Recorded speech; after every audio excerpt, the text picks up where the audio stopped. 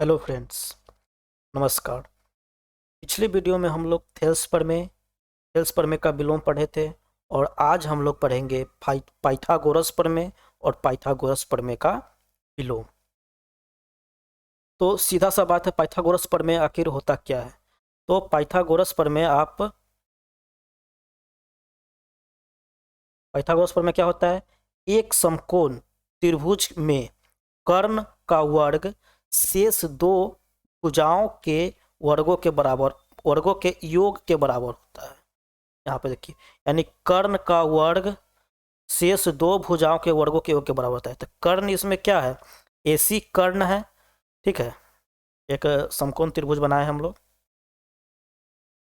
ठीक है, समकोण त्रिभुज बनाए हैं। इसमें आपका कर्ण क्या हो गया? ए, बी और सी। ये आपका एसी क्या हो गया? कर्ण हो गया। इसको कर्ण बोलते हैं, मतलब हाइपोटेनस। और ए बी को लंब बोलते हैं और बीसी को आधार बोलते हैं। आधार मतलब बेस हो गया और लंब मतलब हो गया आपका ये परपेंडिकुलर परपेंडिकुलर हो गया। तो ए बी एक समकोण त्रिभुज है, मतलब ए बी एक समकोण है। तो वही कहने का मतलब है, पाइथागोरस प्रमेय का मतलब ही हो गया कि कर्ण का स्क्वायर इक्वल टू लंब का स्क्वायर और प्लस आधार का स्क्वायर। यही होता है आपका समकोण त्रिभुज में पाइथागोरस प्रमेय।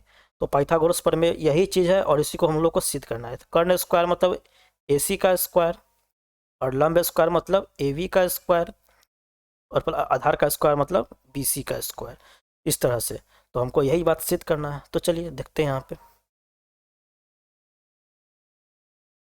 चलिए, तो हम लोग मान लेंगे कि माना कि त्रिभुज ए बी सी एक समकोण त्रिभुज है। ठीक है, त्रिभुज का चिन्ह दे दिए हुए यहाँ पे। त्रिभुज ए बी सी एक समकोण त्रिभुज है जिसमें कोण बी जो है वो 90 डिग्री का है। जब समकोण त्रिभुज है तो सिंपल सा बात है, ये कोण बी क्या हो जाएगा आपका? 90 डिग्री का ही होगा। अब तो हमको सिद्ध करना है यही बात को। पाइथागोरस प्रमेय जो होता है वो होता है A C square equal to A B का स्क्वायर प्लस बी सी का स्क्वायर, यानी A C square equal to A B square plus B C square लिखिए, या A B square plus B C square equal to A C square लिखिए। बात एक ही होता है। ठीक है, तो हम लोग यहाँ पे एक रचना कर देंगे अपने मन से। क्या? एक बनावट बना देंगे। इसमें बनावट भी इसको लिखा जाता है। रचना मतलब बनावट। समकोण वाले शीर्ष बी से बी डी लंब ए सी खींचा। बी डी लंब एसी खींचा। एसी पर ही ना लंब है बी डी। ये बी डी जो आपका रेखा है, ये जो आपका बी डी है, वो इस एसी पर ही ना लंब है। इस एसी पर ही लंब है। तो बी डी लंब एसी खींचा। अब चलिए, अब आगे देखते हैं। तो इसमें आपको देख रहे हैं कि दो त्रिभुज इसमें आपको आसानी से दिखेगा। एक त्रिभुज ए बी सी दिखेगा और एक त्रिभुज बी डी सी दिखेगा। तो चलिए, तो त्रिभुज ए बी सी और त्रिभुज बी डी सी में सिंपल सा बात है, दोनों का देखिए, दोनों में आपका एक जो एबीसी में जो त्रिभुज बना है आपका, एबीसी में एक कोण बी समकोण है और त्रिभुज बीडीसी में कोण डी समकोण है। बीडीसी में कोण डी समकोण है। कौन है? कोण डी समकोण है। ये डी, ये बी, मतलब बीच में जो रहता है ना वो। तो एबीसी में बी कोण समकोण है और बीडीसी में डी समकोण है, तो 90 डिग्री का है। चलिए, और इस दोनों त्रिभुज में एक ए सी बी, देखिए यहाँ पे ए सी बी, कौन ए सी बी, मतलब यहाँ पे जो कौन सी है ये वाला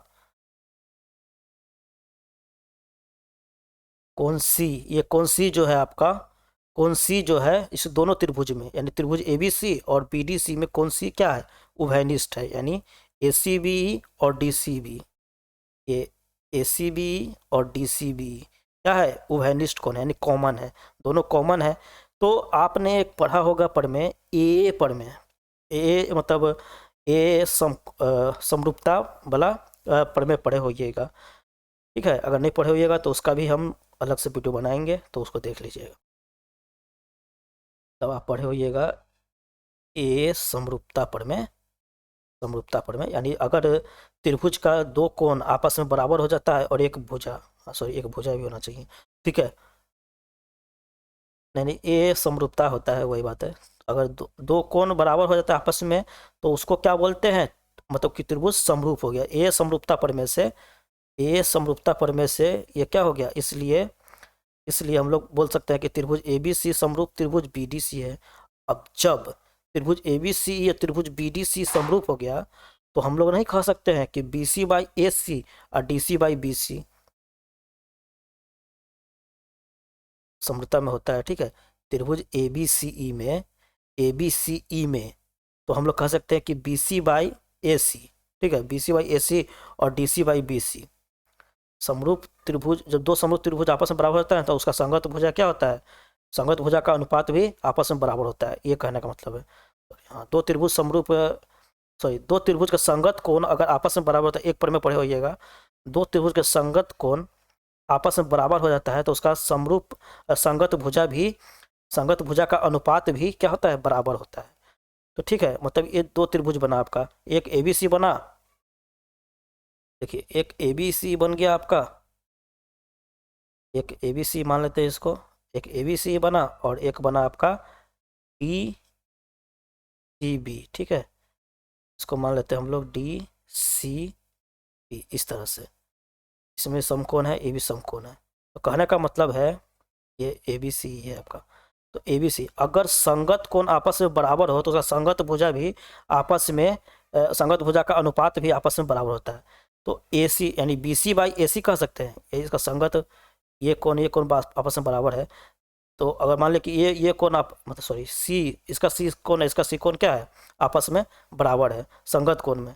तो इसका बी सी भुजा और ए सी भुजा का अनुपात, ठीक है, B C by A C, B C by, sorry हाँ बी सी, ये वाला बी सी और ए सी का अनुपात अब बट्टे डी सी, ये डी सी और बट्टे बी सी। ठीक है, डी सी बट्टे बी सी, यानी बी सी बाई ए सी कर दिए और D C by B C बराबर हो गया। जब संगत कोण आपस में बराबर होता है तो उसका संगत भुजा का अनुपात भी आपस में बराबर होता है। तो इस तरह से हम लोग कह सकते हैं, जो आपका ये बी सी हो गया, ये B C into B C, जब क्रॉस गुना करेंगे तो B C into B C आपका बी सी स्क्वायर हो जाएगा और ए सी गुने डी सी हो जाएगा। तो इसको हम लोग क्या कर दिए, समीकरण 1 मान लिए। ठीक है, 1 मान लिए। आप इसका PDF एजुकेशनल माइंस चैनल पे, टेलीग्राम चैनल पे एजुकेशनल माइंस लिखिएगा, एजुकेशनल माइंस लिखिएगा तो आपका ये आ जाएगा आपका PDF आप इसको डाउनलोड कर लीजिएगा। चलिए आइए, तो वही बात है, तो एजुकेशनल माइंस हो गया आपका। हाँ, तो हम लोग देख सकते हैं यहाँ पे, चलिए इतना हो गया, समीकरण 1 आ गया आपका, आपको यहाँ पे। तो चलिए अब आगे चलते हैं, इसके आगे क्या प्रोसेस है। हाँ, तो फिर क्या हो गया, अब नया त्रिभुज, नया त्रिभुज क्या मतलब, वही है, थोड़ा सा इसको समझिए ठीक से। ए बी सी है और आपने एक यहाँ पे लंब डाला था डी, ठीक है, ये डाले थे, इस तरह का त्रिभुज था। तो पहले हम लोग ए बी सी और बी डी सी त्रिभुज में देखे थे। अब हम लोग देखेंगे त्रिभुज ए बी सी, ये त्रिभुज ए बी सी और त्रिभुज ए डी बी। ठीक है, ए डी बी, ठीक है, त्रिभुज ए बी सी सेम चीज़ है, त्रिभुज ए बी सी और त्रिभुज ए डी में, ए डी बी में कोण बी समकोण है और कोण डी समकोण है 90 डिग्री का है। और इस दोनों में एक उभयनिष्ठ मतलब कोण होगा आपका, कोण बी, ये कोण बी आपका दोनों त्रिभुज में, ए बी डी में, ए मतलब ए बी डी बोलिए चाहे ए डी बी बोलिए, वो हो गया। और ए बी सी में भी कोण बी ही क्या है, उभयनिष्ठ है, कोण बी उभयनिष्ठ है, मतलब कॉमन है। ठीक है, तो सिंपल सा बात है, जब मतलब ये संगत कोण आपस में बराबर हो जाता है, संगत कोण जब दोनों का संगत कोण आपस में बराबर हो जाएगा तो आप नहीं कहिएगा कि ए सी बाई ए बी, यानी A C by A B के अलग से बना देते त्रिभुज, क्या, चलिए बना देते हैं। एक त्रिभुज है आपका A D B E, A D, चलिए ये मान लिए ए डी और बी, चलिए ए डी, ठीक है, और एक त्रिभुज आपका ए बी सी हो गया, चलिए ए बी सी मान लेते हैं इसको। तो ए बी सी में देख रहे हैं कि हमारा कोण बी समको, मतलब इसका संगत कोण कौन हो जाएगा, ये, हाँ यहाँ पे कोण डी वाला को संगत मान लीजिए इसका। तो जब कोण डी संगत कोण हो गया तो ए बी बाई, मतलब यहाँ पे कौन, सॉरी कोण बी, यहाँ पे कोण बी और यहाँ के कोण बी दोनों अगर आपस में, तो इसका संगत कोण क्या हो जाएगा, ए सी, मतलब ये ए सी बाई ए बी हो जाएगा, ये ए सी और ये ए बी का अनुपात, और ए बी इसका ए बी, ये ए बी बट्टे ए डी, ए बी बट्टा A D, A C by A B और A B by A D क्या हो गया, आपस में बराबर हो गया। तो क्या कर सकते हैं, अब इसको जब क्रॉस गुना करिएगा आप तो ए बी स्क्वायर हो जाएगा और ए सी गुने ए डी नहीं हो जाएगा, हो जाएगा। तो यहाँ पर समीकरण 2 इसको मान लेंगे। अब दोनों समीकरण को जोड़ देंगे, समीकरण 1 को जोड़े और समीकरण 2 को जोड़े, तो देखे हैं कि ए बी स्क्वायर अब प्लस बी सी स्क्वायर होगा। पिछले वाले में आया था हम लोग का, क्या आया था, बी सी स्क्वायर बराबर ए सी गुने डी सी आया था। क्या आया था हम लोग का, लिखते हैं, बी सी स्क्वायर बराबर क्या आया था, ए सी गुने डी सी आया था। चलिए, तो दोनों समीकरण को हम लोग जोड़ेंगे, A B square plus B C square, तो ए सी गुने ए डी, ए सी गुने, हाँ, ए सी गुने सी डी, ए सी को सी डी लिखिए या डी सी लिखिए, बात एक ही है, ठीक है। ए सी गुने सी डी या ए डी, ए सी गुने सी डी या ए डी, अब प्लस में ए सी गुने ए डी आ जाएगा।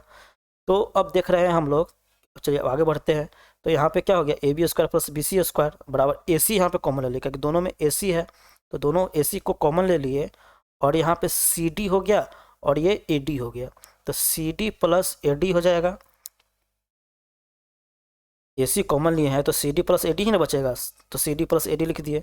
तो अब देखिए A B square plus B C square बराबर ए सी, हाँ, और यहाँ पे देखिए C D plus A D A C के बराबर है। यहाँ पे देखिए तो ये इसको इतना ए डी हो गया और इतना टी सी हो गया या सी डी हो गया। चलिए ठीक है, जो मानना हो मान लीजिए। तो ठीक है, तो ए सी बराबर क्या लिख सकते हैं आप, ये पूरा ए सी बराबर क्या लिख सकते हैं, दोनों को जोड़ने पे क्या हो जाएगा, C D plus A D, यही ना होगा। तो C D plus A D आपका ए सी नहीं हो जाएगा, ए सी हो जाएगा। तो वही बात है, तो C D plus A D बराबर ए सी हो गया। तो अब हम लोग A B square plus B C square A C square लिख दिए, तो वही चीज़ है।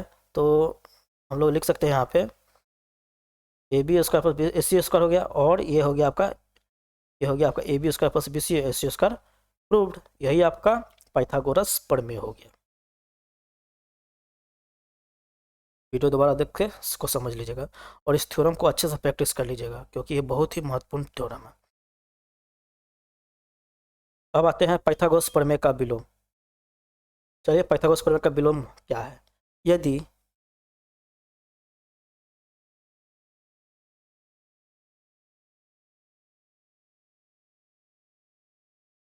चलिए यदि किसी त्रिभुज की एक भुजा का वर्ग, ठीक है, उसमें क्या था कि कर्ण का स्क्वायर जो होता है वह आधार का स्क्वायर प्लस लंब के स्क्वायर के बराबर होता है पाइथागोरस प्रमेय में। और इसमें क्या बोला है, अगर कह रहा है कि अगर किसी त्रिभुज की एक भुजा का वर्ग, ठीक है, मान लेते हैं कि किसी एक भुजा का वर्ग अन्य दो भुजाओं के वर्गों के योग के बराबर है, वर्गों के योग के बराबर है, तो क्या पहली भुजा का सम्मुख कोण समकोण होता है, पहली भुजा का सम्मुख कोण समकोण होता है, यानी ये वाला सम्मुख कोण होता है, वही बताना है। मतलब समकोण त्रिभुज होता है कि नहीं, वही बोल रहा है कि समकोण त्रिभुज होता है कि नहीं होता है। तो सिंपल सा बात है, पाइथागोरस प्रमेय का विलोम है, सम्मुख कोण समकोण होता है। और हम लोग जानते हैं कि किसमें किसमें ऐसा सिचुएशन होगा जिसमें दो भुजा के वर्गों के योग के बराबर एक अन्य भुजा होगा, किस में, कर्ण का स्क्वायर वाला प्लस लंब स्क्वायर प्लस आधार स्क्वायर में, यानी समकोण त्रिभुज होगा तभी ना होगा। तो हम लोग एक समकोण त्रिभुज बना लिए। और ठीक है, तो माना कि त्रिभुज ए बी सी में हम लोग देख रहे हैं, ये बात हमको पहले से ही पता है, त्रिभुज ए बी सी में A C square plus A B square plus B C square, ये थ्योरम में भी दे चुका है कि एक भुजा का वर्ग अन्य दो भुजाओं के वर्गों के बराबर है होता है। तो हमें सिद्ध क्या करना है, ये जो कोण ए बी सी ई जो है 90 डिग्री का है, यानी कोण बी क्या है 90 डिग्री का है। तो रचना में एक हम इसी टाइप का एक त्रिभुज बना लिए, त्रिभुज डी ई एफ बना लिया, और उसमें भी बता दिया कि डी ई एफ क्या है 90 डिग्री का है। सेम इसी तरह का फिगर बनाया है, उसमें इसको पता है, हमको इसमें पता है कि 90 डिग्री का है, लेकिन ए बी सी में भी पता नहीं है, ठीक है। तो वही सिद्ध करना ही है हमको कि ए बी सी में कोण बी जो है 90 डिग्री का है, लेकिन इसमें पहले से पता है कि ई में 90 डिग्री का ही होता है। चलिए, मतलब त्रिभुज डी ई एफ में कोण ई क्या है 90 डिग्री का है, तो ए बी बराबर डी ई हो जाएगा और बी सी बराबर ई एफ हो जाएगा तथा, और सॉरी मतलब ये क्या हो गया कि सेम फिगर बनाया है, तो ए बी और डी ई बराबर हो जाएगा और सेम बी सी और ई एफ भी आपका बराबर हो जाएगा। ठीक है। तो अब चलिए, अब हम लोग प्रमाण करना है, प्रूफ करना है त्रिभुज DEF में।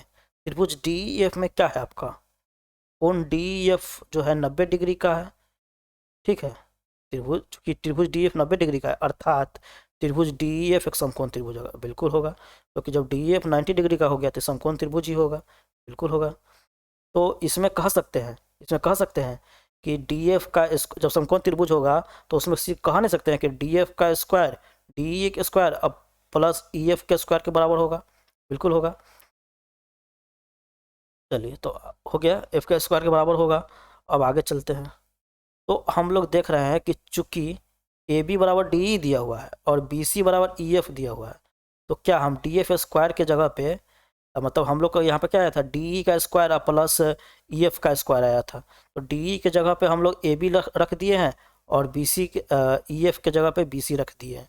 तो हम लोग को DF स्क्वायर बराबर AB स्क्वायर प्लस BC है, तो समीकरण 1 मान लिए। किंतु दिया गया हुआ है, आपको दिया गया हुआ है ये AC square equal to AB square plus EC square BC square, तो ये दोनों हो गया। अब समीकरण 1 तथा 2 से देख रहे हैं कि मेरा दोनों एक ही तरह का है, मतलब AB square plus BC square, AB square plus BC square, तो मतलब DF स्क्वायर और AC स्क्वायर बराबर होगा, तो DF स्क्वायर और AC स्क्वायर आपका बराबर हो गया समीकरण 1 तथा 2 से। तो DF स्क्वायर, यहाँ पे स्क्वायर से स्क्वायर खत्म हो जाएगा, तो आपका DF बराबर AC बचेगा, बिल्कुल बचेगा। अब ट्रायंगल ABC तथा ट्रायंगल DEF में, त्रिभुज ABC तथा DEF में देखेंगे, त्रिभुज ABC और DEF में देख रहे हैं, सीधा सा बात है कि दोनों समरूप त्रिभुज है, सर्वांगसम त्रिभुज है, बोले सॉरी, हाँ सर्वांगसम त्रिभुज है, मतलब एक ही तरह का त्रिभुज है। तो उसमें क्या हो गया, AB का भुजा DE के बराबर है और BC का भुजा EF के बराबर है और DF का भुजा AC के बराबर है। तो कहने का मतलब ये है कि इसमें जो AB का भुजा है आपका, AB का जो भुजा है वो आपके DE के बराबर है, और ये BC का जो भुजा है वो EF के बराबर है, और ये AC का भुजा आपका DF के बराबर है।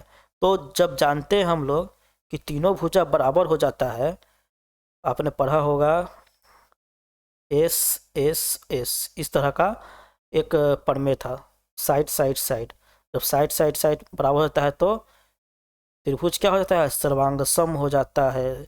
सर्वांगसम क्लास 9 में पढ़े होंगे, नहीं पढ़े होंगे तो क्लास 9 का जब प्रमेय पढ़वाएंगे तो उसमें आप कर सकते हैं। अगर आप चलिए बात उसके बारे में बात करते हैं।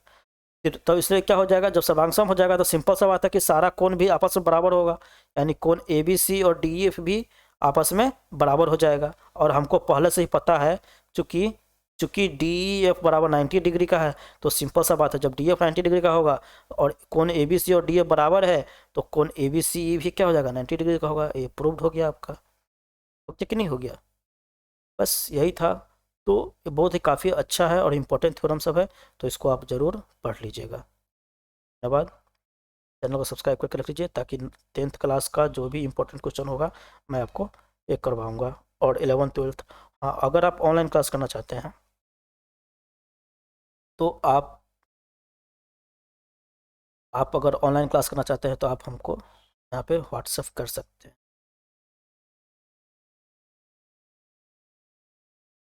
इस नंबर पे आप व्हाट्सएप करिए, और ऑनलाइन क्लास करने के इच्छुक है जो नया फ्रेश बैच है 2023 के लिए, यानी 2023 में जो मैट्रिक का एग्ज़ाम देंगे, 10th का एग्ज़ाम देंगे या 12th का एग्ज़ाम देंगे, 12th का मैथ पढ़ना चाहते हैं या 11th का मैथ पढ़ना चाहते हैं, मैथ,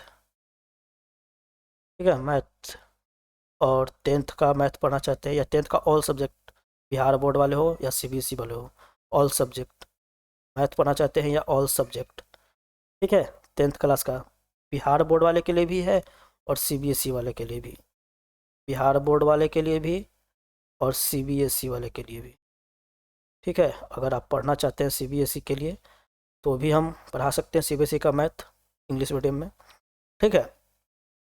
तो अगर आप पढ़ना चाहते हैं तो ज़रूर चैनल को सब्सक्राइब कर लीजिएगा। धन्यवाद।